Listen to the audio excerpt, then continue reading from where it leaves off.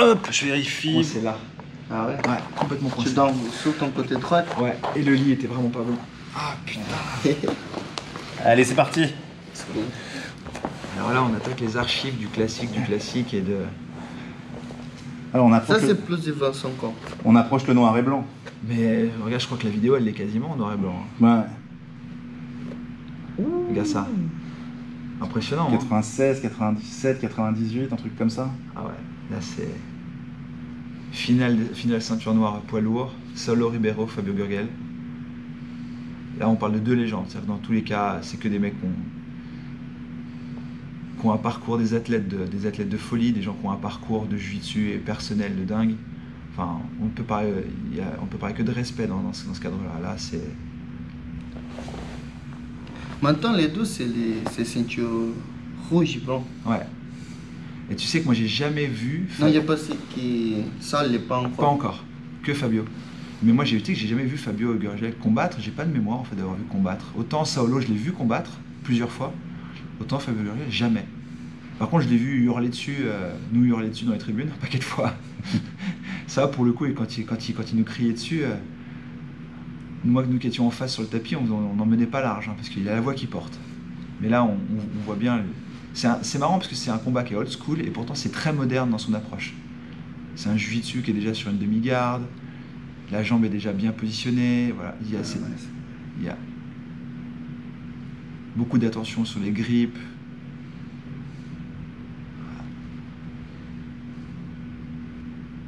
Un sweep, un contre, une reposition, quasi une montée, mais non, demi-garde.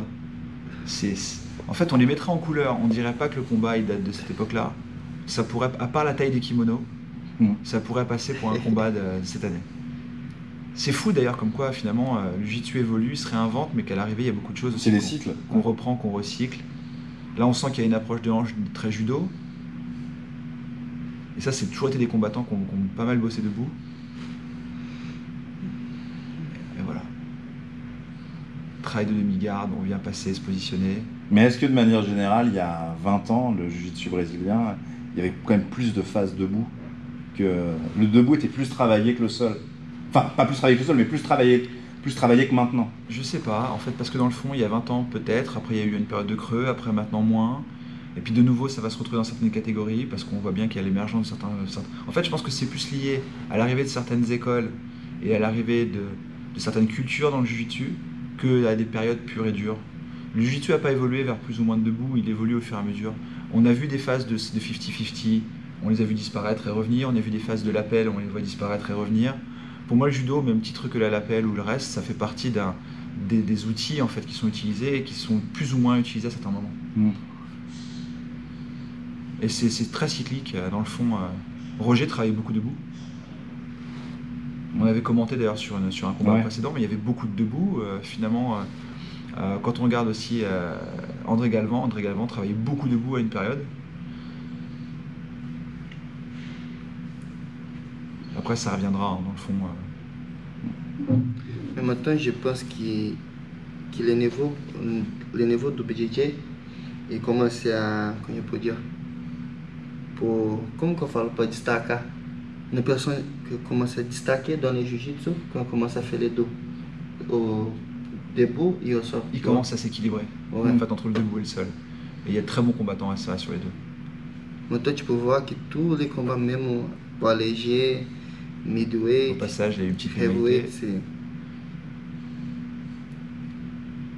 Maintenant, il y a tellement d'oppositions de style et de jeux complets que c'est un peu comme à l'UFC finalement. Moi, je suis pas un grand fan de MMA, mais on se rend bien compte qu'à l'UFC, les gens sont plus maintenant 100% jiu-jitsu, 100% ci ou 100% ça. Ouais. Et là, on voit la finalisation. Là, ce serait intéressant qu'on fasse juste un replay sur la... Parce qu'à parler de style, on a laissé échapper quand même une très belle finalisation. Pardon, un très beau passage. Là, ça bloque, ça passe. Voilà. Fin du combat. Saulo champion. Nif. Je me rends compte, je ne sais même pas si j'avais déjà revu ce combat-là depuis. Pour moi, c'est la première fois. C'est assez fou en fait. La modernité du combat, la modernité du jiu-jitsu, mais en même temps la technicité et la capacité de Saulo à pouvoir gérer les takedowns, les avantages, les points dans une lutte avec autant d'intensité. J'ai pas les stats de Saulo sur le taux de finalisation, mais ce serait intéressant de les regarder. On avait parlé de celle de Roger, celle de Boucher-Chat la dernière fois. Ça serait intéressant de regarder les stats. Et ben on va creuser ça. Et ben merci les gars. De rien. C'était toujours un plaisir. À une prochaine. À une prochaine. On va continuer le combat en noir et blanc.